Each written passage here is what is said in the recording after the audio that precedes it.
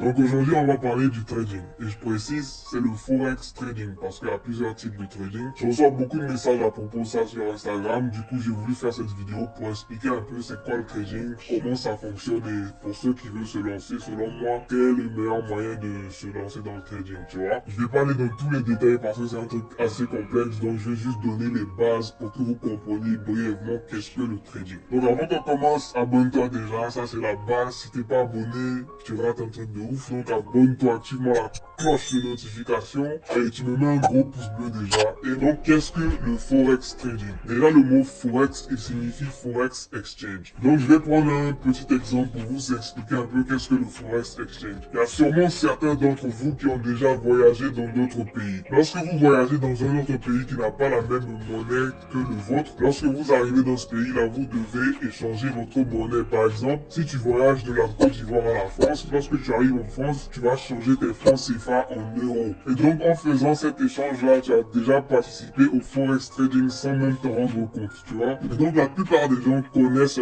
la bourse, les actions, le prix des actions, tout ça, mais ils ne connaissent pas vraiment qu'est-ce que le Forex. Alors que le marché du Forex est beaucoup plus grand que celui de la bourse. Le marché du Forex vaut plus de 6 trillions de dollars. C'est-à-dire qu'il y a millions, il y a milliards et après il y a des trillions. Et c'est le plus grand marché financier au monde. Donc tout le monde sait c'est quoi la bourse. À la bourse, on prend les actions. Les actions, bien c'est la valeur d'une compagnie. Par exemple, la valeur d'Apple, la valeur de Amazon, tout ça, ce sont des actions. Mais dans le marché du Forex, on mesure la valeur des monnaies. C'est-à-dire la valeur de l'euro, la valeur du dollar, la valeur du franc CFA. Tu vois, donc c'est ça le Forex, c'est la valeur des monnaies. Donc prenons un exemple. Disons que tu quittes la Côte d'Ivoire et que tu t'en vas en France et que tu quittes avec 100 000 francs CFA. Et lorsque tu arrives en France, tu vas transformer tes CFA en euros et on va te donner 150 euros. Maintenant, durant ton voyage, tu as fait tes courses mais tu n'as pas dépensé les 150 euros et que tu reviens maintenant en Côte d'Ivoire et que maintenant tu veux reconvertir tes euros encore en francs CFA. Et lorsque tu vas revenir avec tes 150 euros en Côte d'Ivoire, au lieu qu'on te donne les mêmes 100 000 francs, on va te donner soit 90 000 francs ou même soit 120 000 francs, tu vois. Et pourquoi ça? Parce que le marché du Forex, il est tout le temps en mouvement. C'est-à-dire que la valeur des monnaies, elle est tout le temps en mouvement. C'est donc de cette manière que les gens font de l'argent avec le marché du Forex. Mais la seule différence, c'est qu'au lieu de se déplacer pour aller, par exemple, en France, pour acheter des euros, ou aller aux États-Unis pour acheter des dollars et les revendre, eh bien, ceux qui font le Forex de trading, ils le font juste à l'aide de leur téléphone portable. C'est-à-dire qu'il y a des applications qui te permettent d'acheter des devises et ensuite de les revendre. Donc, je vous explique brièvement comment on se fait de l'argent avec le Forex. Tu achètes une monnaie à un prix bas et tu le revends à un prix qui est élevé, tu vois, c'est aussi simple que ça. Et tu le fais à partir de ton téléphone portable. Je dis que c'est simple, mais il y a beaucoup plus de procédés qui viennent en compte, mais c'est juste brièvement pour que vous compreniez comment ça marche. Tu achètes la monnaie à un prix assez bas et tu le revends à un prix élevé, tu vois ce que je veux dire? Et tout se passe à l'aide d'un téléphone portable et de plusieurs applications, de brokers et tout ça, je vais pas rentrer dans les détails. Et donc, comment s'y prendre si on veut débuter le Forex Trading? Pour débuter dans le Forex Trading, selon moi, il y a deux options. La première option, c'est de te former en étant autodidacte, c'est-à-dire que tu peux te former grâce aux ressources gratuites qui sont sur Internet, qui sont sur YouTube. Il y a énormément de ressources gratuites, mais le problème avec cette technique, c'est que ça sera assez compliqué pour toi si tu n'y connais vraiment rien au trading, car il y a énormément de procédés et de techniques à vraiment comprendre avant de se lancer.